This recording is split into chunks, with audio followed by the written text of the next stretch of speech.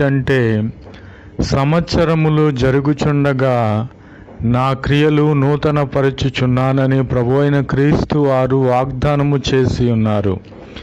ప్రభువైన క్రీస్తు వారు నూతన సంవత్సరమును మనకు ఇచ్చి ఉన్నారు. మనము ఆయన ఇచ్చినటువంటి నూతన సంవత్సరమునకు బదులుగా మన హృదయాలను ప్రభువైన క్రీస్తు వారికి ఇవ్వాలి. ప్రభునామమునకు స్తోత్రములు కలుగునుగాక.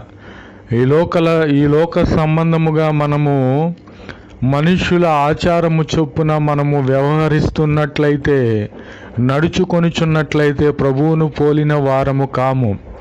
ప్రభు అయిన క్రీస్తు వారు ఏమి చెప్పి ఉన్నారంటే, సంవత్సరములు జరుగుచుండగా నా క్రియలు నూతన పరచుచున్నానని సెలవిచ్చి ఉన్నారు. ప్రభు అయిన క్రీస్తు వారు నిజమైన దేవుడు. నా క్రియలను నూతన పరుస్తూ ఉన్నానని చెప్పినప్పుడు